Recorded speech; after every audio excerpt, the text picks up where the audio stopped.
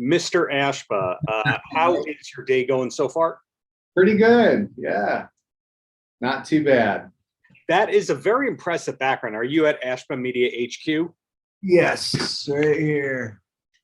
Wow. The last time I had the pleasure of speaking with you, I think you had to like prop yourself up on a road case somewhere in the back room up there. So you have your proper Zoom room now. Yeah, I do. Well, I guess. Yeah, it's our conference room. There you go. So much going on with you right now. You're performing at the MMA Awards, for example. How did that one come about? Is it that you're Las Vegas royalty, so you were first on the list? I don't know. I got a call from one of my good friends, comedian Adam Hunter, and I'm a big fan of the and really deep into the comic scene here, I guess you could say, with Dirty at 12:30 and Gabe Lopez and all those guys. And so I met Adam along the way, and he just hit me up, and he's a writer for the MMAs, and he thought I would be a great fit with my new single Bella Ciao. And I said, yeah, let's do it. That answered my next question, which was, are you going to be doing the national anthem at the MMA Awards like you did at the Packers game, or are you doing Bella Ciao? I did Bella Ciao. We just did it. We just performed the whole MMA show. It was awesome. It was really neat to meet a lot of the fighters, and yeah, it was a good time. And, of course, MMA Vegas is basically the fight capital, but what got you into MMA in the first place? I just love it. I used to get in a lot of bar fights. No, but I love fighting. I don't start fights, but I just love the adrenaline of knuckle to bone. And I'm intrigued with it. And it's a form. I relate. I think the perfect fight is like the perfect dance to me. It's like, every move is strategic, planned, and if it's executed perfectly, it just lights up the crowd. You know what I mean? And I kind of relate that to, when you're attacking the guitar and you hit every note, and it's just that perfect blend of, it's just entertainment at its finest. I just love MMA. So you see the artistry in MMA. Yes. Mixed martial arts. Absolutely. There is absolutely an art, these guys, and people don't really realize that musicians are very athletic. I mean, if you think about, like, take it back to Guns N' Roses, we were playing 3.5-hour shows, yes, carrying a 10-pound Les Paul for 3.5 hours. It's like, people don't realize the toll it takes on your body, that you do have to be in pretty good physical shape just to get through at 3.5. Imagine carrying a 10-pound weight around for 10 minutes. It gets heavy, so people don't really realize that. So I it's all a form of entertainment. Does the weight of the guitars ever make you consider going to an SG instead of the bigger guitars? They never did. No, the weight never really. I mean, you don't really think about it. You can carry a 10-pound guitar right there and walk around your living room, and an hour later you're going to be pretty like, okay, I got to get this thing off me. My shoulders can. But I think the adrenaline, like, I could literally go on stage probably with a broken arm, and the adrenaline takes over, and it's just, the audience is the best drug I've ever had the opportunity of being addicted to. It's just, there's nothing like it. With the guitar weights, every time I interview Ted Nugent, he has the Birdland guitar on his lap, where he's going to pull it, to go, it's kind of like this riff that I wrote, and he starts playing it. And I was wondering, for him to jump off the amps with the Birdland, how that guy is still walking. Right. I mean, people don't realize I've been through 3 knee surgeries, and yeah, it takes its toll for sure. Doing those big jumps off of big risers, and yeah. But back to you here. This is not the Nugent hour. This is the Ashburn. I love Nugent, so I'll talk about Nugent all day. I actually did a Nugent tribute album when I was really young. One of those things where it's featuring former members of, and it'll be you and Chip C. Nuff, that kind of a thing. Pretty much, me and Joe Listay, and I think actually, God, I think that was the album where Randy Castillo played drums on it. I think on Cast. Wow. Yeah. Wow, that he was a big loss to say the least. But Right. But again, it's the Ashba Hour. And when we go through your social media, we also see that Raiders license plate. I don't know if you want your license plate number out there. It's out there. But It's out there, yeah. it is the Raiders are the local team there in Vegas. Were you a Raiders fan before this, or you're just a hometown team kind of guy? No, I support the hometown. I honestly, to be frank, I am not into sports as far as football, basketball. I don't watch sports. Somehow I always get pulled into sporting events, and I respect the sport big time. But I'm just not. I'm so busy. I'm just not the guy that picks his favorite team and religiously watches it.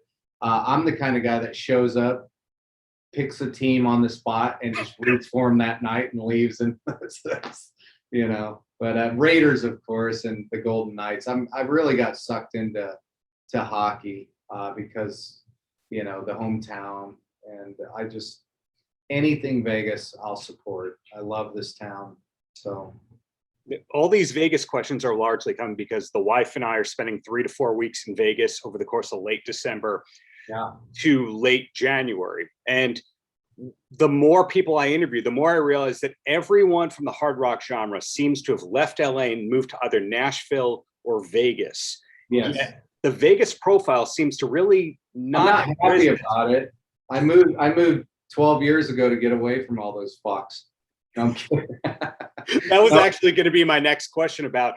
It's crazy. Like I'm walking through my neighborhood like a month or two ago and walking my dog, and Tommy Thayer walks up. He goes, "What are you doing here?" I go, "I live here." And he goes, "Yeah, I just moved in the neighborhood." And it's just the weirdest thing. But everybody, Sebastian Black, all my buddies from LA are moving out. So it's cool. But was it trying to get away from everybody that moved you out there in the first place? Or was it, hey, I've got a business, the tax laws are great, and I can have space to actually have a compound or a warehouse? Yeah, it came more down to when I was on tour GNR, I was finally making really good money, and I was just tucking it away. And my only real big goal in life at that time was to buy a house. I dreamt about it since I was little, and I kind of skipped all I skipped kind of like the fixer uppers. I just wanted to save and just get my dream house right off the bat. So when it came time to buy, I actually was looking in LA, and it just financially, to me, it made no sense. I could spend this for this, or I could spend the same for this. And to me, I always have loved Vegas. It was any breakup or hard time I've ever been through in my life. Where do you go? You go to Vegas. So I'm like, why wouldn't I live in the place that you know what I mean? So it was that simple. And it took about that. It had nothing. I mean, it had a little, like, taxes were a motivation for sure, because I own multiple corporations. And, but I just love it here. I moved at the perfect time when the economy was at its lowest here, and everybody thought Vegas was going to shut down as a city. I mean, it was a ghost town. And I bought my home, and for 4 years, I never saw a neighbor. Like, there was never a neighbor around, and so it was perfect. But now, thank God I did. All the properties are 3 times more than what I paid, and it worked out well. But I didn't plan it that way. You didn't plan at all. I just got lucky. So. Well, this is a compliment.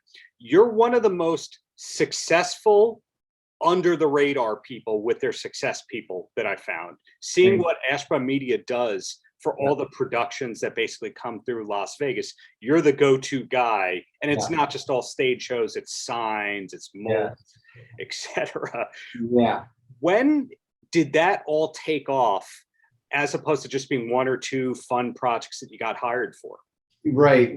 I started this company in 2003, and not many people know, I was the agency of record for Virgin Megastores worldwide. We did all their branding and marketing.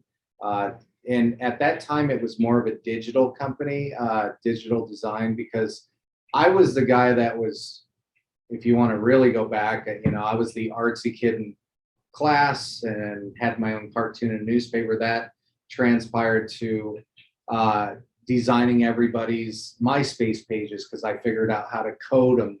And so I could skin them with people's custom skins and banners. And so everybody at that time at MySpace was hiring me, from King Baby to Nikki Sixx. All these people were, and that's how I was making my money, is building people's websites. So I've always been into graphic design, and it just so happened that trickled into starting my own company. But now, since then, it's evolved from graphic design to, I put a team around me of incredibly talented people they can build the fucked up shit in my head, So I come up with these crazy ideas. I just have always seen the world a little differently. But these big corporations love my vision, and we can deliver. And it was the perfect storm moving to Vegas. And it was just like, this company blew up by moving it here, because Cirque du Soleil knocked on my door from the work we did with Virgin, and that really, really elevated this company. And now the companies, you wouldn't believe the clients. I still pinch myself to this day. The stuff that we're building out is really, really special. And it's a company that's I've held dear, close, and I never promote. I don't talk about it. It's just something that's a pure passion. My life has always been, half my brain is art, half of it's music, and in my world, they fit perfectly like a puzzle together. I figured out a way how to successfully run both at the same time. It sounds like the challenge for something like Bella Ciao is not the composition, but the finding time to record it after writing it, make a music video, and then do the press behind it to properly support it. Yes. I mean, everything I do, if I can't put 110% in it, I'd rather just not do it. And I dedicate an incredible amount of time to anything I'm involved in, from music to, and not all the things I get involved in or the ideas I have succeed either. I mean, there's a lot of failures, but I don't look at anything as failing.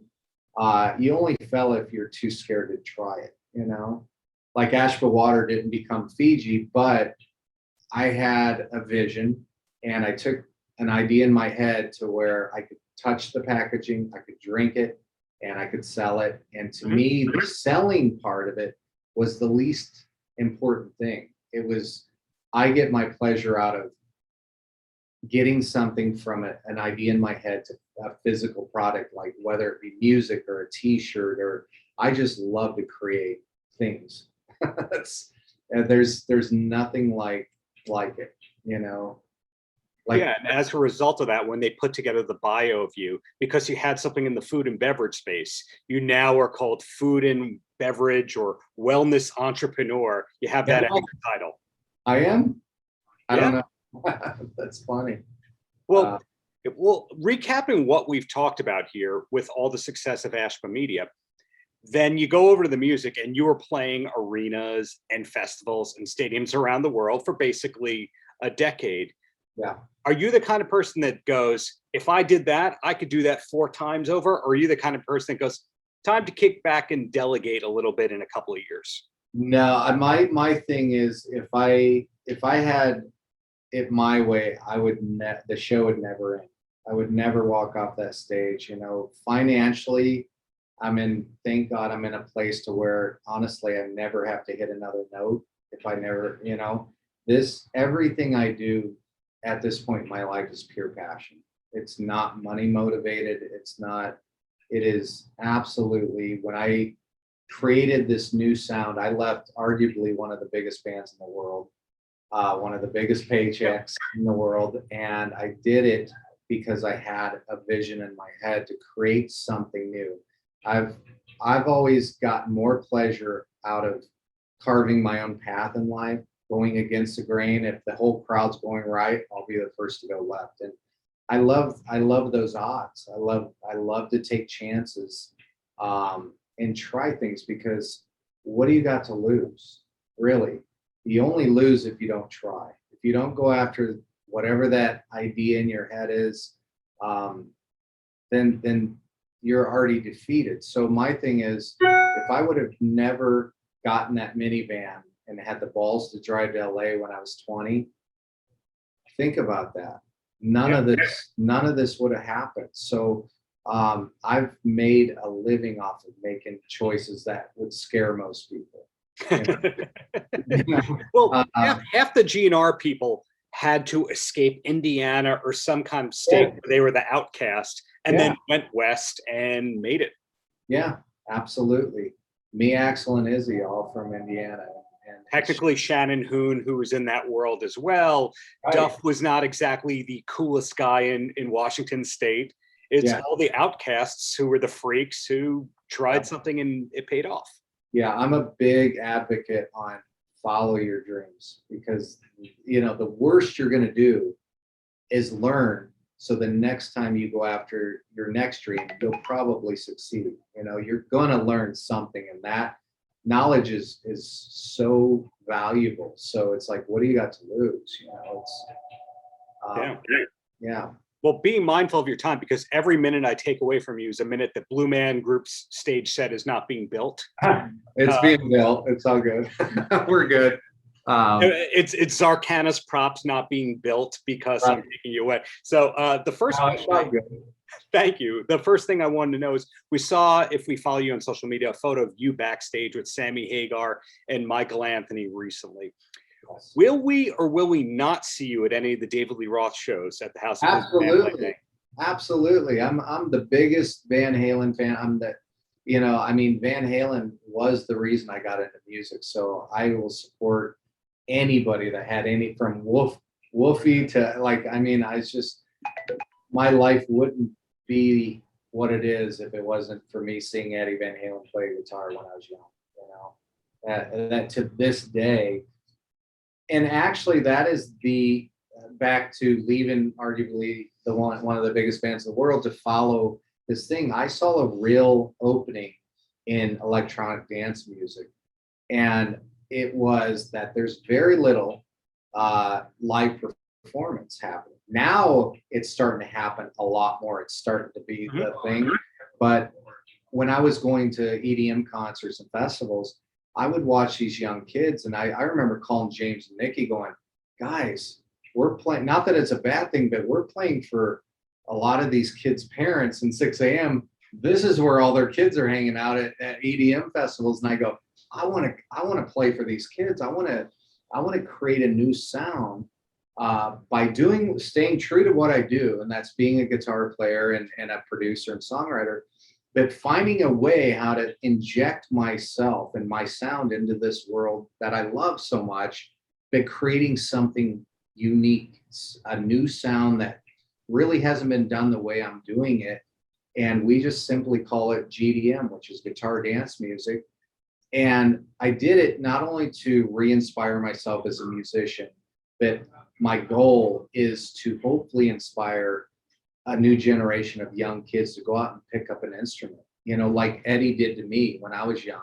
If I could go out in a festival like EDC and inspire one kid, then this journey was worth it to me, because that one kid could turn out to have a life like I've had, and follow his dreams and hopefully inspire him to do really cool stuff in his life, So you liked Roth's Armin van Buuren Jump remix? That's kind of in line of. Love it.